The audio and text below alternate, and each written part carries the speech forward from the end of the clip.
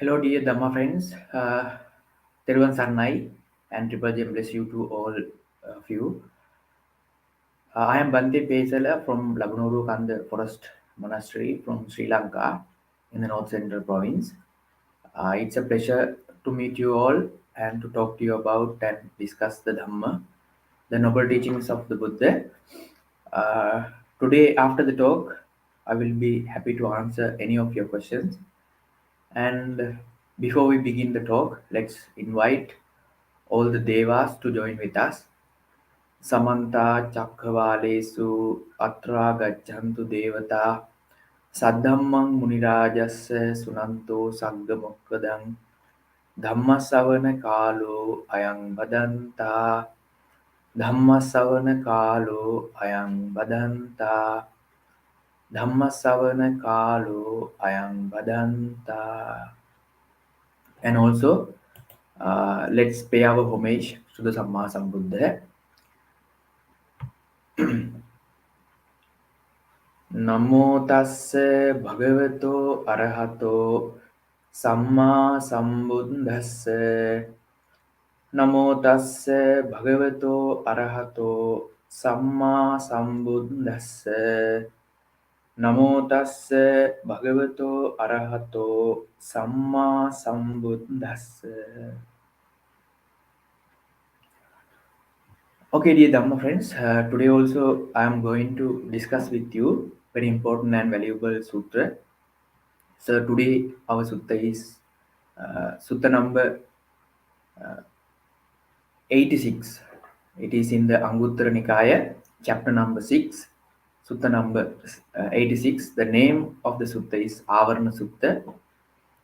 So the meaning of the Āvaraṇa mean it blocks you or it impede your progression of the path of the Dhamma. So since it has been named as Āvaraṇa Sutta.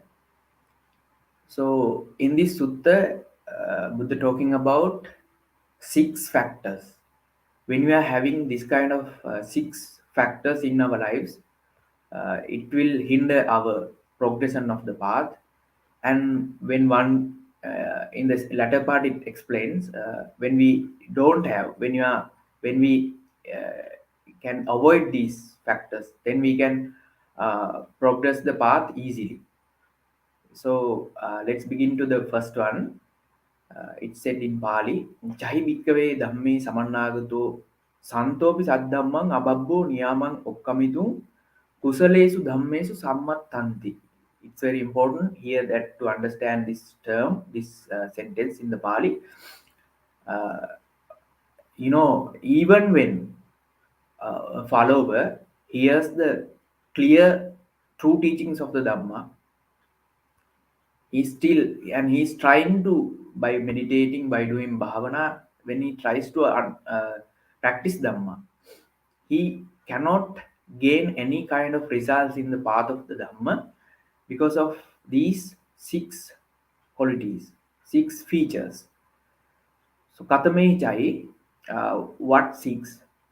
In the first, it says, Kammavartai Samannagato Hoti. The first one is they are obstructed by deeds. The karma mean here deeds. Actually, the meaning of it is that as unenlightened beings, every one of us having kind of defilements within us. So when we have performed within this life, there are 5 types of gravely uh, kammas that if we have performed these kammas within this life, we cannot go through the path of the Dhamma. So in Pali, those 5 kammas known as Panchanantariya Papa Karma. Pancha mean 5, Anantariya mean immediately after this life, no matter that one hardly may trying to understand Dhamma, one may very diligent in practicing Dhamma, but no matter, still they will be reborn in the hells in the next lives, since those five kammas known as Panchanantari kamma.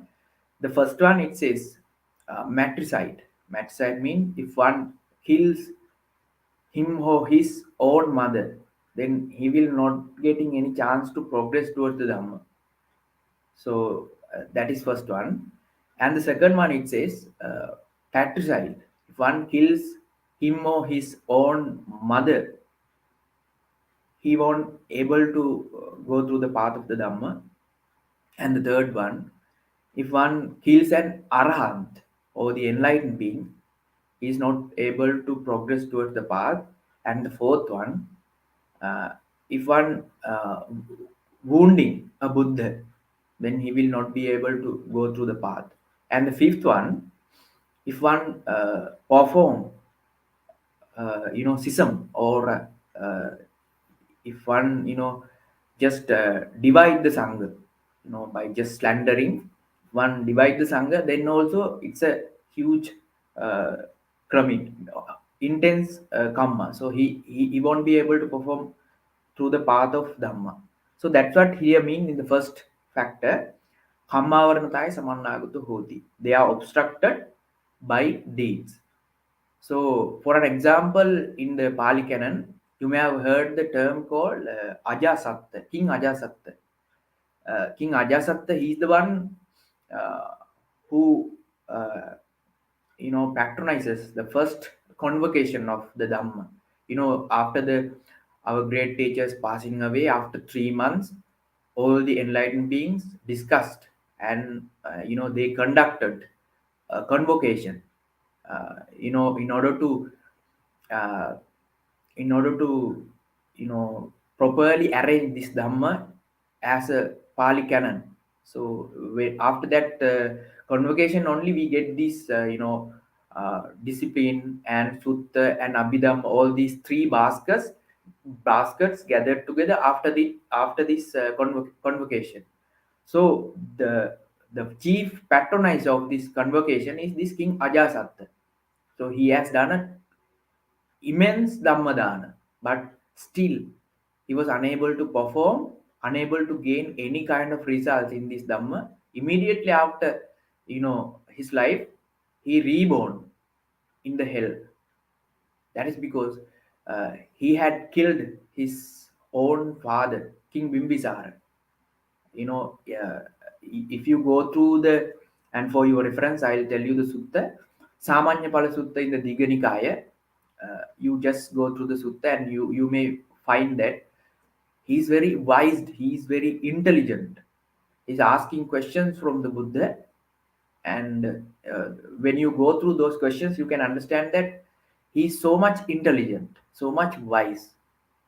But still, the Buddha said he was unable to get into the path of the Dhamma since he had killed his father. So there are likewise there are few examples, and Devadatta, he's a monk. He was fortunate enough to gain the ordination of the Buddha, but still he was unable to gain any kind of results in the path of the Dhamma. Even by being with the Buddha, he was unable to have any kind of result. That is because he has done two these kind of immense kammas. He tried to kill the Buddha, and he had shaken the blood of the Buddha, and also he had done the schism of the Sangha. So he since that he was also unable to gain any kind of results in the path of the Dhamma. In the second one, it says Kilesavarnatai samannagato hoti. Here the kilesa mean the defilements which arises in our mind will block our path. So then you may question that until we become fully enlightened, we may have different types of certain amount of defilements within our mind. But here it doesn't mean all the defilements. Actually, there are basically, uh, in Buddhism, the wrong view or the michaditti. That is that michaditti is a huge karma, huge bad unwholesome karma. It is even more powerful than even the five panchanantari karma that I explained earlier. Even this Michadikti is even powerful than those five kammas. So especially here it means the kilesa mean niyata michadikti. Niyata michadikti mean, so in michadikti also different degrees are there. So niyata michadikti mean uh, they will have the wrong views. So uh, actually in Buddhism, uh, people are tend to done bad deeds mainly because of the michadikti. That is because they don't know what is truth and what is untruth. So they are not clever enough to differentiate those two sides, and since that they tend to perform bad activities. So here explain three basic wrong views. That is, the first one is called as Pubbe Kata Hetu Ditti. That means, some group of people in the world, they believe that everything that we experiences is because of the karmas that we have done in the previous existences, past existences. Now we are experiencing the results. So they have handed over everything into the karma, what is happening for them. And so since that they have handed over, yeah, their life, their experiences, every experiences to the karma. So now at present they don't have anything to do, because all that they are experiencing, whether it is blissful or unblissful, everything because of the karma. So since that they are kind of a wrong view. So that's why very important to understand this karma concept in Buddhism also. In Buddhism also we talk about karma, but we are not fully uh, giving over the responsibility to the karma. It's just a part of the our path. Everything happening right now, right here within us, is not because only not only because the past karma. So karma is kind of, it's obvious thing that we are getting results of the our past deeds, our past karmas, but not fully. We cannot hand over all the experiences that we are getting. We cannot say that because of the past karma. So that is called Ubbe Kata Hetuvad. So if it is so, then just imagine, and if everything happened due to our past karma, then how can we perform meritorious deeds? Then why should we, avoid unwholesome activities? If everything happens due to the past karma, then no need of performing good deeds, no need of no need of avoiding bad karma, because everything already our fate is decided. So since that is a kind of a wrong view. And the second type of wrong view is known as Isara Nimmana Hetu Dikti.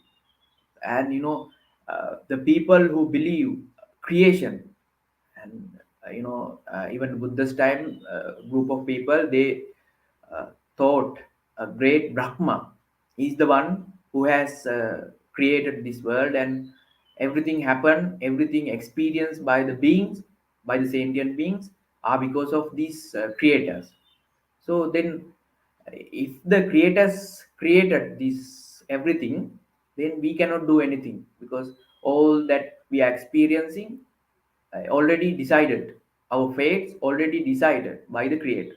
So that's kind of a wrong view, because you can understand more. Even right nowadays in this world also, we could see so many views, that kind of view. And also the third one, ahetuka appache ditti. Another group of people thinking that everything happens here right now. There's no any cause and condition. Everything happens accidentally, automatically, without any influences. uh, I myself is not involving about what happening around us. And as well as not another super creature, super divine beings not involving this everything happens is automatically happens. And there's no such thing as unwholesome, there's no such thing as wholesome. So you can do whatever. If you feel to kill someone, just kill. And if you want to do any bad deed or good deed, you perform, because there's no any results, no any vipaka. So this kind of a wrong view. So even some practitioners may having this kind of views, and they try to meditate even by having these views, so then they cannot perform at all. So that's why it's known as Kilesa Samannagutu. So it will, those views, those defilements will be act as a wall, act as a blockade, act as the obstacle. That's why those are known as uh, Vipaka, Kilesa Samannagutu. Kilesa mean defilements act as a blockade for the progression of the path. And the third one is known as Vipakavarnatai Samannagutu Hoti. Vipaka mean, uh, because in Buddhism it says like even even we lucky enough to be born as the human beings, and if we are not having wisdom, you may have seen, you may have experienced in our human realm, we could see that so many beings are there having different disabilities. Like people, some people have no wisdom at all. They don't know what they talk and what they think. They have no idea, because they have be reborn into this world with lesser amount of wisdom. And also some physical disabilities. So they cannot hear, some cannot hear, some cannot see things, so they are not able to understand Dhamma. So those happens because of the vipaka. you know uh, in order to perform the path of the Dhamma, you need to have the wisdom at the birth. So it says, you know, uh, yeah, like human beings, we need to have trihetuka patisambi. Trihetuka mean, that's why trihetuka mean three causes should be there. Those are named as aloba, advesa, amoha. That's why Buddha asks us to practice, wholesome activities always.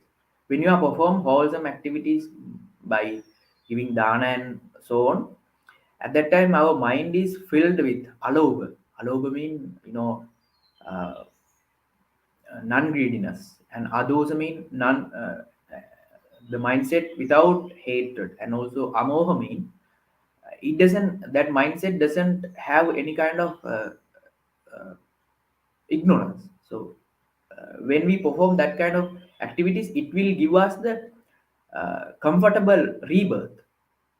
So when we have rebirth with due to those trihetuka wholesome activities, then that's where we able to understand the Dhamma. So uh, to go through the Dhamma in the by birth, we must have the wisdom. So then that wisdom we can develop by practicing vidarsana. And when you develop that wisdom into the fullest, they are the times that you are getting the enlightenment, such kind of results of the Dhamma. So the people who haven't got enough wisdom by birth, they must try, but they can try hard, but still they are not able to understand this Dhamma. In one occasion, and in different occasions, the Buddha talking about this. And you may also have can ask from me the question that even if you go through whole the Pali canon, you know some enlightened beings, they have understood the enlightenment within instance, even just met the Buddha by hearing the Buddha's Dhamma. On the spot, they gain the enlightenment. So those are, those capabilities they have achieved, because since the birth they have gained wisdom. So immediate the wisdom, so they need only to hear the Dhamma. So then wisdom and the Dhamma mixed together, then they will immediately they achieve the results. And some beings are there, immediately once they hear the Dhamma, they cannot understand the Dhamma, but after some little bit of further explanation, they can understand the Dhamma. That's the second group of people. And third group of people, immediately when we at this on the spot of the Dhamma, on the spot when they hear the Dhamma, they cannot understand the Dhamma, and even after explaining the Dhamma, still they cannot understand the Dhamma. But after practicing for a quite long period of time, they can understand them. That is third group of people. Third group of people, and the fourth group of people in this life, like no matter what they practice very hard, but still they are not able to understand them. They can gain merits, they can have some virtues, but still they cannot gain any results of them. So these four categories are available in the society. So these categories differentiations are available because of the vipaka. Vipaka mean, uh, you know, as I explained in the beginning, that due to our past karma, we immediately get the results. So those results, because of those results, we have decided our birth, whether we are, whether we will be reborn as a human being, whether we will be reborn as a deva or a hell being. That is decided by our karma vipaka. Vipaka means the consequences. So that is the third factor. And the fourth factor is known as asaddocha hoti. That means they don't have, some people, though they try to understand them, but they don't have any faith or the confidence or the trust towards the Buddha. Actually, most people use the term faith for the to explain the saddha, but actually it cannot be used. Saddha, it's not cannot be translated as the faith. Faith is kind of, faith is, when one having faith, he's having some kind of fear towards the Buddha, Dhamma, or the Sangha, or suppose the in other teachings also we talk about faith towards the Almighty. So then, when they have the faith, mean they have kind of fear. But here in Buddhism, Saddha means not that. You know, they know for sure that, when we understand the Dhamma, they know for sure that we know for sure that without practicing Dhamma, we have no any means to, have the happiness, have the satisfactoriness. We know for sure that it is like, uh, suppose when a pilot, riding an aeroplane, and suppose if something happens to the flight, then he know that there, if he is fixed with the parachute, so he know the task of the parachute, and immediately if the flight is damaged, he can jump on the plane. And he have the kind of trust. He know for sure that though the flight is damaged, he can save his life by jumping, and by just unfolding the parachute, he can save his life. No, at that time he has the trust, he has the faith. That means he know for sure that he's not believing anything. He has the he has the uh, certain trust towards his action that he's going to perform. Similarly in Buddhism also, now we as Buddhist, as sentient being, now we are in a damaged flight. Why I'm saying that? Because every one of us, always, without aware or not, whether we aware or not, we are subject to uh, aging, sicknesses, and at the end, all of us, will have to face the death. So we have no any, I mean, external refuge. So we only have the refuge of the Buddha, Dhamma, and the Dhamma, and to practice the Dhamma. We need, if we need to get rid of those three, unavoidable circumstances like aging, sicknesses, and death, the Dhamma is the only path. So that's why, the persons who are having saddha, they know for sure that when I practice Dhamma, I can get through these, all these kind of troubles, all kind of problems, all kind of suffering, all kind of unsatisfactoriness, I can avoid them. And also he knows for sure that when I practice them, I can gain the, blissfulness, happiness. Suppose, for an example, I will tell you, uh, if you think about the most painful experience in this world, that is, when a mother gives a birth to a child. At that time, she experiences the world most powerful painful experience. Scientists are experiencing, scientists, they are experimenting that, even that the pain that we are getting when delivering the child infant to the world by by the mother, uh, the experience that she the pain that she experiences, it is even more than the death pain.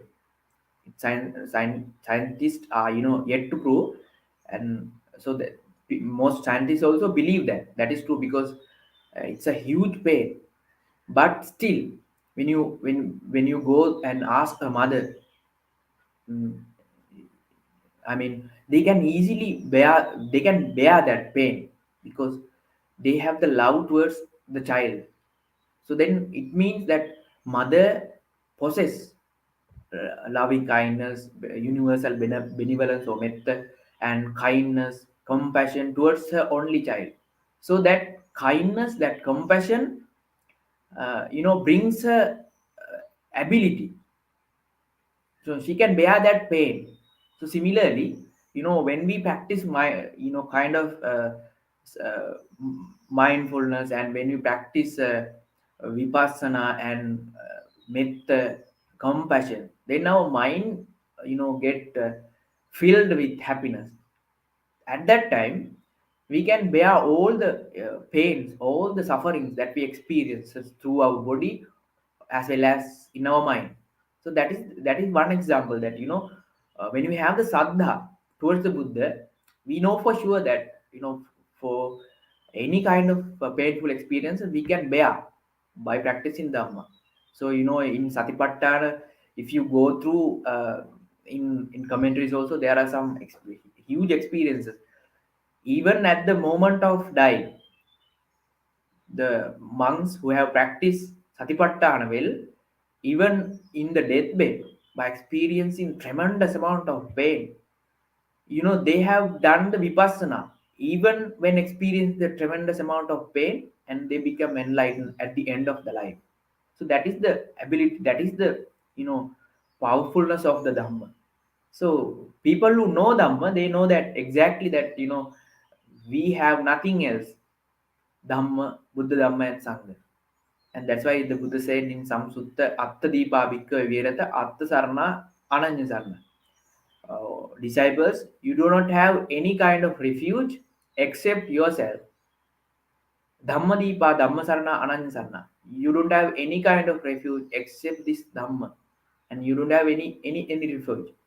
So people who have Saddha, they know for sure that we don't have anything other than the Saddha, other than this Dhamma. So they practice, by having trust, not just the faith. They have the trust because they know for sure they will get the result. So the Saddha is also important part. And the fifth one, it says Achandika. Achandika mean, without Chanda. Chanda mean, Chanda is a defilement. So we must have Chanda. Chanda towards what? Towards towards the path of the Nibbana, towards the Nibbana.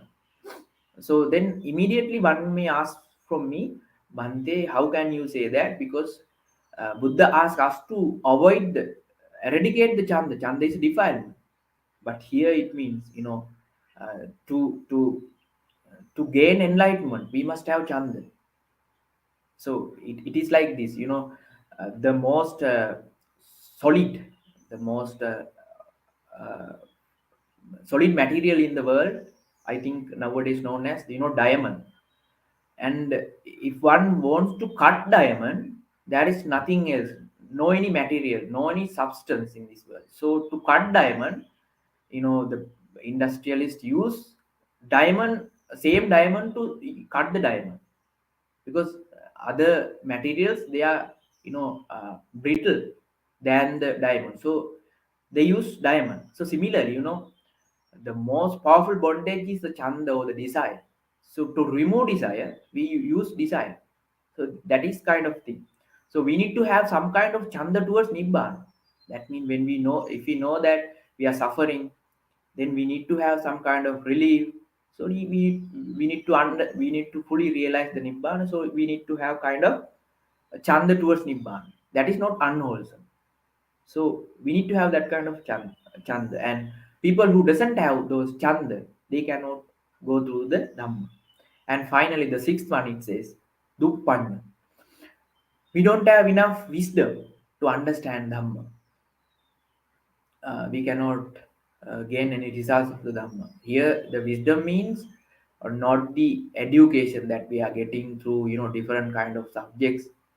Even in Pali Canon, it is mentioned that you know at one time 4-year kid, you may not believe this thing, 4-year kid have gained the enlightenment. So 7-year kids have gained the enlightenment. And also the very old age person, like at the age of 120, people have realized the nibbana. So at the age of 4, they have no any knowledge of the worldly things, but still they have understood this arising and disappearing anicca impermanent nature. So that is the nature of this dhamma. So if we uh, if you wisely consider about the dhamma, you see uh, dhamma can be explained even within one term. And also it can explain in so many intricacies, like abhidhamma. It's a huge vast field of area of field. You need to understand abhidhamma, you need to learn so many things. But still some people are there, they cannot understand dhamma. Like uh, even at the time of Buddha, you may have heard the term satchaka. Satchaka mean he can argue with anyone in the world and he can defeat anyone. That is because he is having kind of knowledge that he knows each and everything in the world. But still he one time he came to the Buddha and argued with the Buddha. Still he was unable to understand dhamma. But as I said, there are some occasions, 4-year kid and 7-year kid, they had achieved the Dhamma. They understood the Dhamma. So that's why the wisdom is a different thing. Like, it has to be carefully go through the Dhamma. So it's an amazing thing.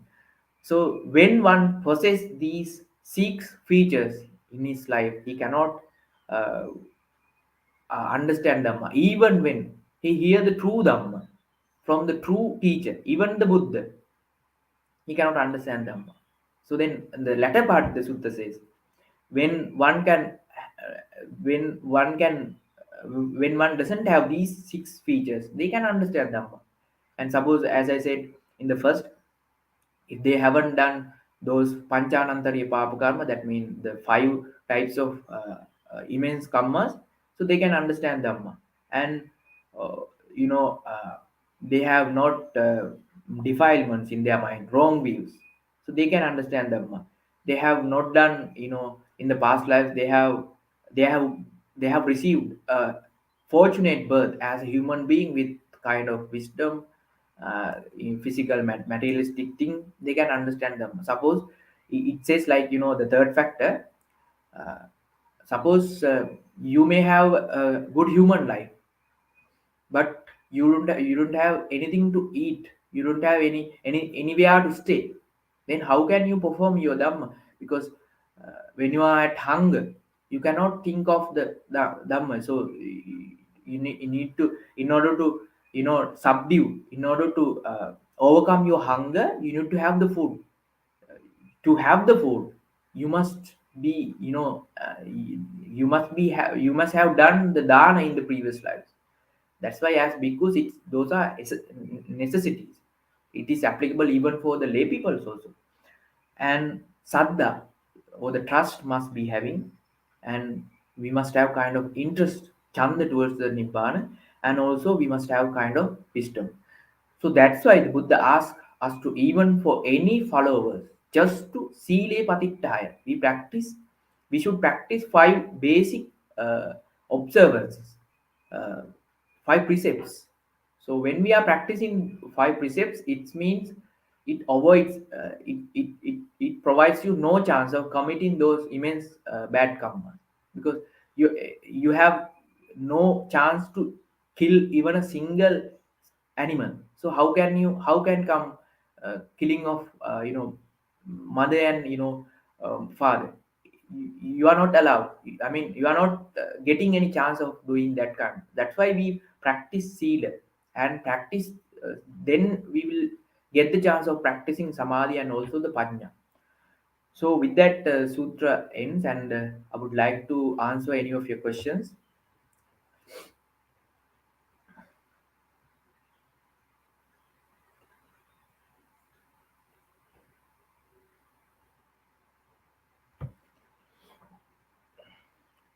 So this is a very subtle, difficult sutra, and uh, it's.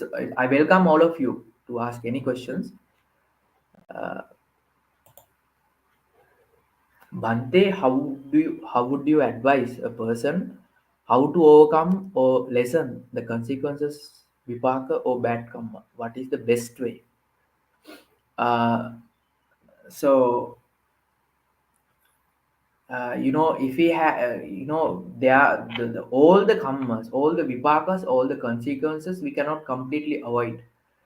Uh, but it's Buddha has given a beautiful simile. Suppose if you have a cup of water, just a cup of water, and if you put a pinch of salt into the cup, then you can easily feel the taste of the saltiness. That is because the amount of water is very lesser here.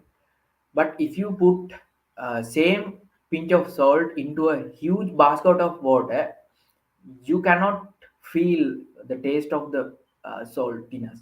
That is because the amount of pure water is high. Similarly, if you are getting any kind of bad vipaka into your life, suppose maybe uh, you are experiencing bodily pains, you are not getting much enough money to survive in the world. So at that time you can practice metta. Metta is a huge wholesome karma that even affect the consequences.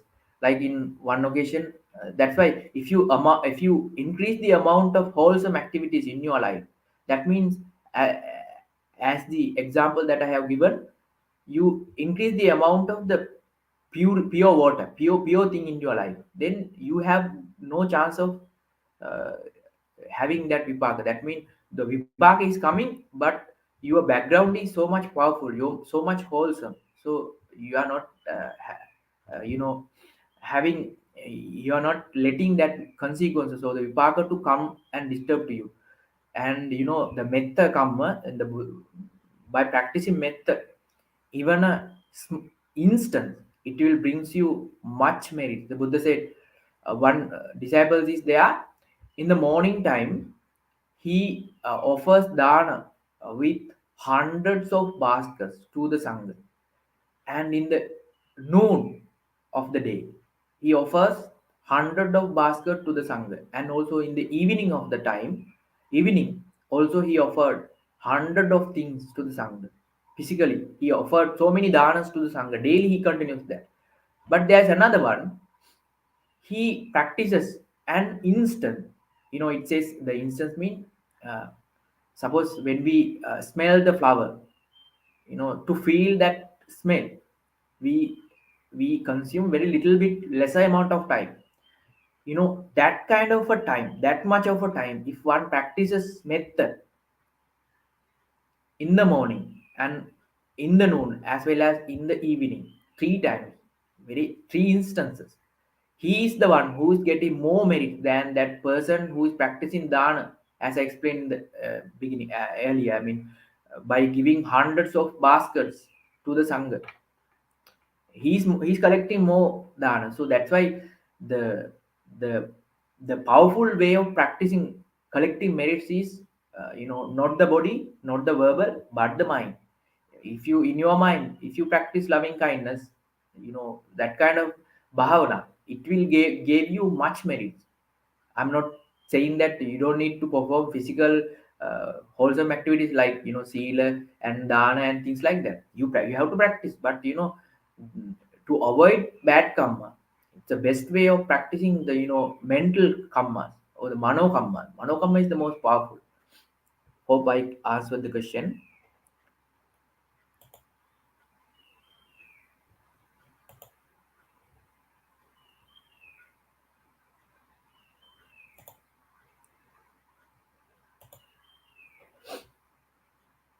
Bhante, can wrong view lead us to hell?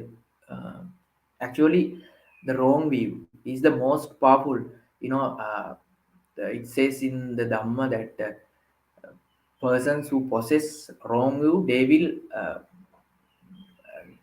you know, mhm, they will definitely be reborn in the hells. Like the most obvious reason is the wrong view to people who lead us to wrong way, uh, because of the wrong view only they cannot understand this path, because uh, the path of noble eightfold path, it begins with the right view.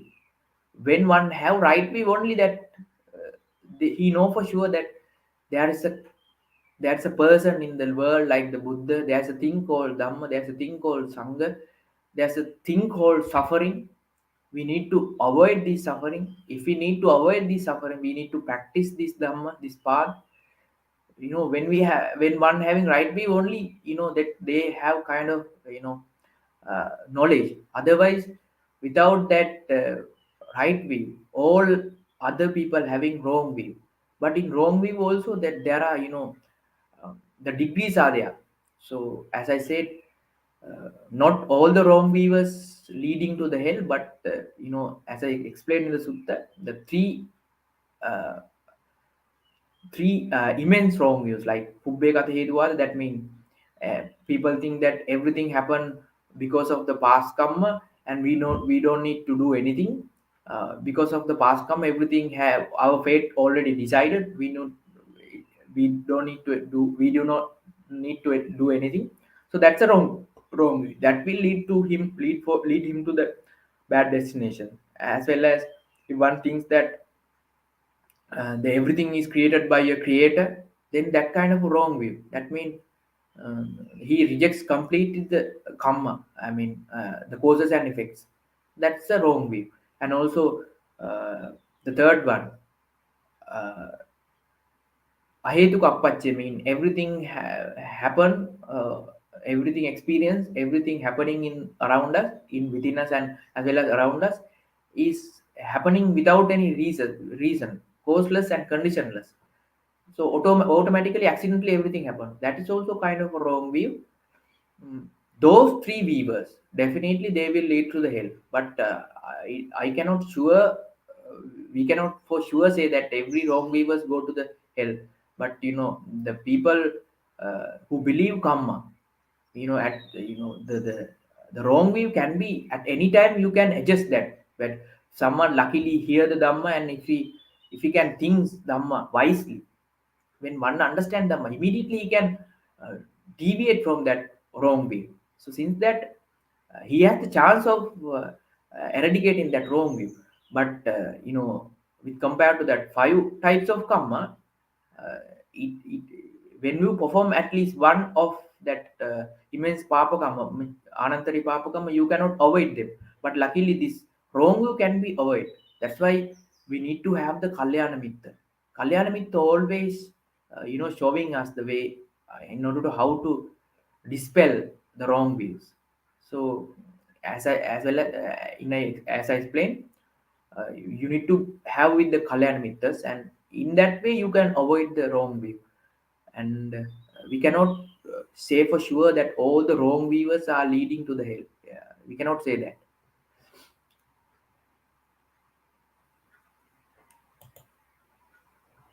Bhante, can you explain Niyata Michaditti? How is this different from regular Michaditti? So that's immediately that's what I explained. Niyata Michaditti is that those three views I explained. As I explained, Pubbe Katha Hetuwada means one thinks that everything happens due to our past karma. He cannot do anything right here. Everything our fate already decided by our past karma. One thinks that. So he's in a niyata mitta, and also the one who thinks that uh, the thing everything that we experience created by someone else, created by a almighty being or some kind of divine being. So he also in the niyata michaditi. And also uh, if one thinks that everything happen automatically, causeless, conditionless, everything happen accidentally without any reasons. So when one perform wholesome, there is no such thing as wholesome activity and also unwholesome activities, good karma, bad karma, there is no such kind of thing. Then that view is also a niyata mityaditi. Niyata mityaditi. Niyata mean they are definite to definite mityaditi. That means they are certain to be born in the hells. So that is niyata mityaditi. Hope I answer the question. And also, Bhante, please explain once more the difference between 3 and 6. Uh, 3, I said Vipaka Vipaka mean Vipaka. That means, you know, people reborn into this world. At the birth, at the birth, we are getting some kind of wisdom. That's why all the people. Suppose now all of us, now we are discussing a Dhamma sermon. Now we are then if we are having the same amount of features within our lives, then all of us should be able to understand Dhamma at the same time. No, it is not there. The differentiations people, different levels of wisdom and other mental features having people, that is because of they are vipaka. The people who have more wisdom, they have done more types of good karma in their previous existences. That's why they wise people can immediately understand Dhamma, and unwise people they cannot immediately understand Dhamma. That is the differences are because of the vipaka or the consequences. Vipaka means the past karmas results or the consequences. Those are known as vipaka. That's what explained in the third factor.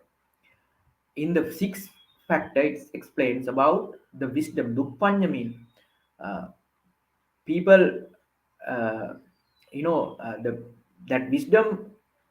Uh, Suppose the one who reborn to this world having the same kind of wisdom.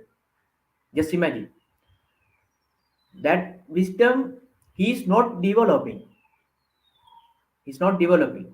So at that time also, the one who is not developing the wisdom, he also cannot understand Dhamma.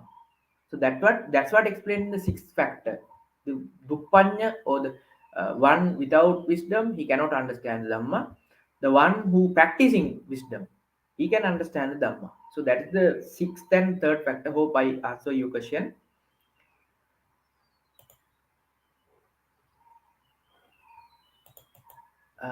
In Buddha's teaching or Dhamma, there is no eternal hell or eternal heaven. So, what would be the fate of a person who had committed an anantariya papa kamma? Yeah, that's a very good question. So, in Buddhism, even when we have performed, such kind of anantariya papa kamma, still after uh, finishing that karma vipaka in the hells, after finishing, still then he can gain the enlightenment. So you may have heard the character of the Devadatta, the most prominent enemy of the our great teacher Supreme Buddha didn't have any kind of energy but enemy. But our Devadatta there, he had committed so many of evil deeds against the Buddha. And since that As I explained in the Sutta also, twice he has done this Anantariya Papa Karma, but still, at the last moment, when he going towards the hell, when he about to die, he was fortunate enough to go refuge under the Buddha, Dhamma, and the Sangha. In commentaries explained, so because of that good karma he had performed at the end of his life, he will reborn. I couldn't remember the amount of time. 60 eons of time. 60 eons he had to suffer in the hell, and after that he will be reborn into the human world, and he will become Pacheka Buddha or the private Buddha. You know about Pacheka Buddha. Pacheka Buddha mean, when there are no Buddhas in this universe, they will appear to this universe, and they will understand this Four Noble Truth alone without any teacher, but they cannot preach to others to understand. So the Devadatta will become such kind of private Buddha in future lives. So that's the nature of this Buddhism. Even the ugliest person is not rejecting in this Dhamma. He also having the way. He also has the kind of chance to getting rid of this suffering. So that is the nature of this Dhamma. None is you just we cannot reject none. Every sentient being. That's why we need to have kindness towards every sentient being, even celestial beings, humans, animals, even the one cell being like amoeba. They need our compassion, they need our kindness. That is what this teachings is about.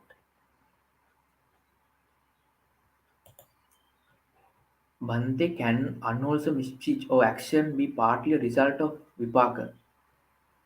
Uh, no, that cannot happen. Yeah, partly it can happen. Uh, Suppose uh, it is like this. Suppose I am having so many physical diseases, physical ailments. So when I'm having physical ailment, sometimes people may joking at me. At that time, immediately I can be, angry. Angry comes to me. The angry comes not because of the past karma, but to arise anger within myself, that my physical pain some kind of contribution has done. So to arise anger, it is the responsibility of not the past vipaka, that is responsibility of myself. But you know uh, that anger easily arised in myself, that is because I am suffering. In that way you understand, vipaka will not decide our present karma, but it can have some kind of effect. Hope I answer your question.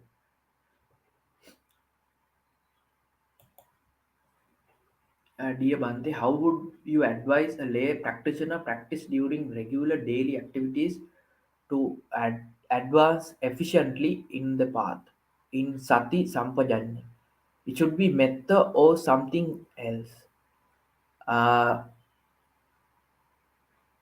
it's a good question, and a lay practitioner or a, monastic practitioner, in everyone, the most important thing is that uh, we need to find uh, you know our inner temperament, and accordingly we have to select our uh, kammatana or the object of meditation.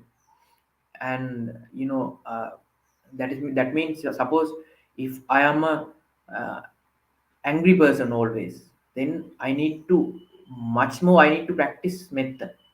And if I am my mindset is towards the lust and desire, then I need to practice asubha. Likewise, we need to select the proper kammatana to ourselves. That is the responsibility totally fall within myself. So I myself should select the kammatana according to after questioning from the teacher. Then I myself know my temperament, because nowadays we cannot have the Buddha and by just investigating our mind. And if the Buddha is there, then he would tell us the definite kammattan for us. But now we don't have, since we don't have that kind of opportunity, so we ourselves has to find the kammattan. Then as I said, according to your temperament, we need to find that kammattan. If you feel that I am having much anger, we need to practice metta. And if I am having raga, we need to practice asubha. And if I am having much, I'm not thinking about death, and I'm always having, uh, jati mother mean, ayusa mother mean, intoxicated with life. And always we think that we are not going to die. We always because we think we have a long life, so we are going to argue with mm, people. Likewise, we have to see our mindset. Then accordingly we have to select the object of kamatan. Then the second factor is that uh, consistent and constant practicing is needed. Suppose if you practice metta daily, you need to practice metta in a certain amount of time. Uh, suppose for an example, if you are studying in your childhood, and you know that to become a doctor it's a good thing, and 1 week time you try to become a doctor, and after 1 week you begin to hear that becoming an engineer it's a better thing than to become a doctor. So then you just getting away from the learning of the doctrine things, and you learning about engineering. So likewise, you just, if you change your object of getting your professional, then you won't have any, you get none, because you have done good thing in different fields, so you cannot have single one with proper, I mean, practicing.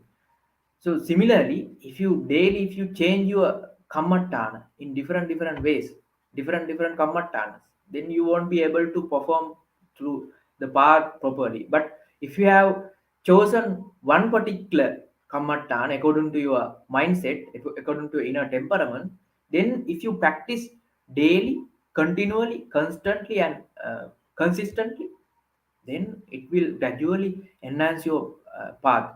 At the time when you have now, for an example, in our monastery, most people practice Buddha Anusati, Dhamma Anusati, Sangha Anusati. So they have done it constantly and continually, and consistently. So then when difficult mindset arises, immediately they can, when they just think on the Buddha Anusati, they can eradicate those defilements. That is because they have done it for a longer period of time. So that's what it need to happen. And that will bring you the advancement of this path. And also sati sampajanya, and it is also very deep, and it has to be explained very lengthy.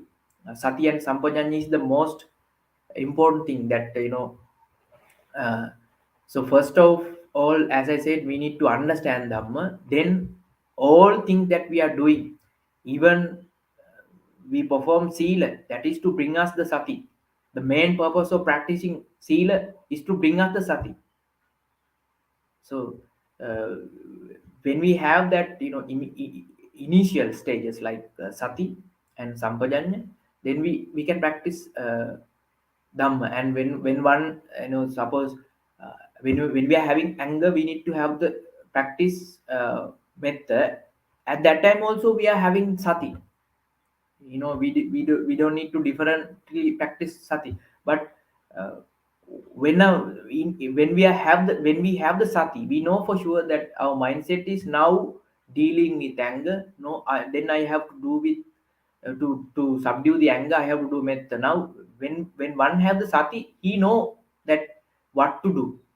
And since he have the sampajanya, mean that wisdom, he know when there is no any kind of negative mental effects in his mind, he know how to do vipassana. Then this is the time for vipassana, he know, because he's having sati.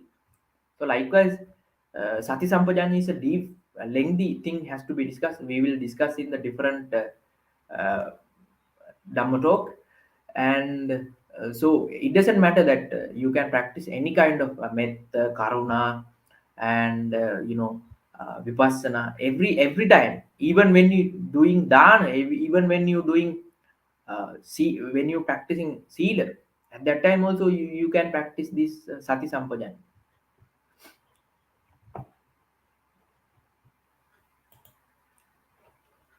Thank you for your wonderful lecture and advice and dhammadana.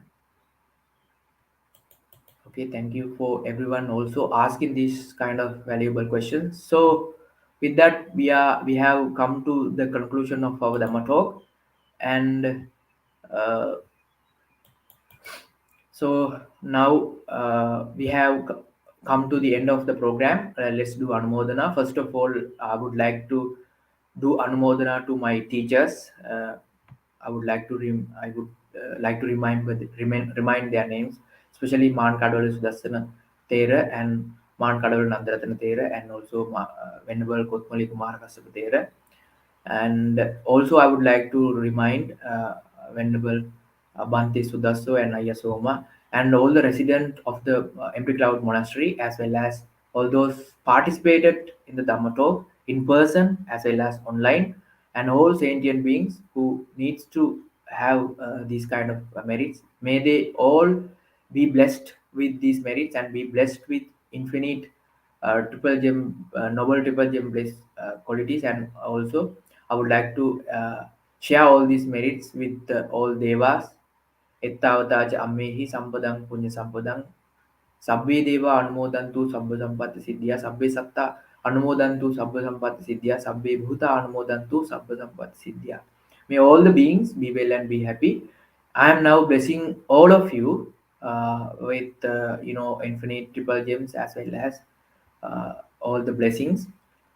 Uh, let's have that blessings. Abhivadana Silissa Nichang Madhapachayino Chattaro Dhamma Vatanti Ayuvanno Sukham Balang Ayu Arogya Sampatti Sagga Sampatti Mevacha Atho Nibbana Sampatti Iminate Samichyatu. Thank you very much to everyone. I shall see you in the next session. Teruvan Sarnai to all of you. Good night.